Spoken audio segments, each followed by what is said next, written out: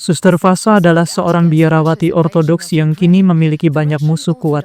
Sejak ia secara terbuka menentang invasi Rusia ke Ukraina, Gereja Ortodoks Rusia berusaha membungkam suaranya.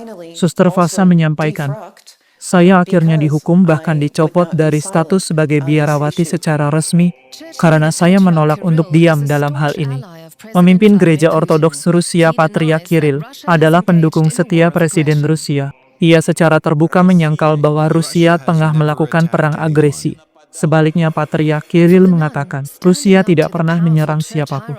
Namun keberanian Suster Fasa melawan hierarki gereja yang berkuasa membawa konsekuensi besar dalam hidupnya. Suster Fasa bukanlah biarawati biasa, seorang dokter teologi. Selama bertahun-tahun, ia mengisi podcast mingguan yang membahas berbagai pertanyaan tentang iman dan kehidupan rohani. Ia menghidupi dirinya dengan mengajar, menulis buku, dan memberikan ceramah. Nama aslinya adalah Barbara Larin.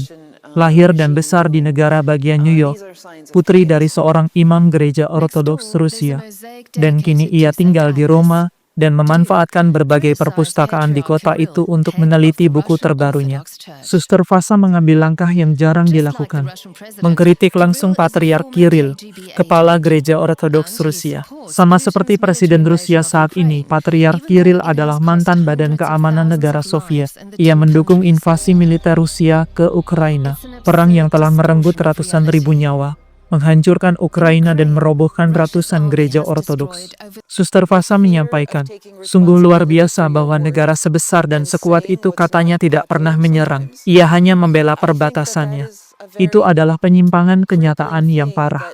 Di Ukraina, tentara Rusia telah menghancurkan lebih dari 600 gereja, dan banyak di antaranya adalah gereja Ortodoks. Suster Fasa menuduh Patriark Kirill mengorbankan independensi demi kedekatan dengan kekuasaan dan menggunakan agama untuk membenarkan kekerasan.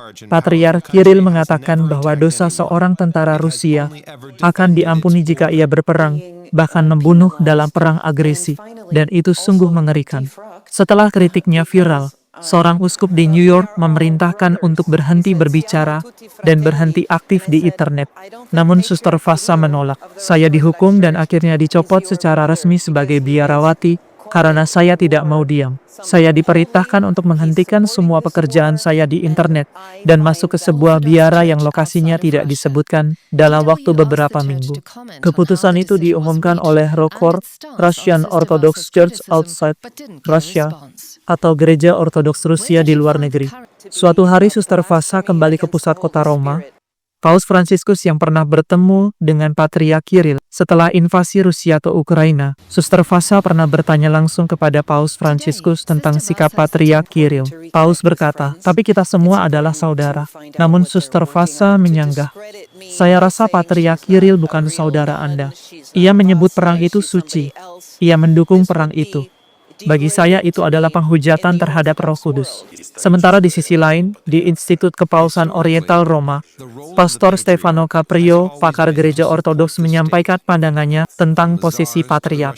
Secara historis, posisi Patriark memang mendukung negara.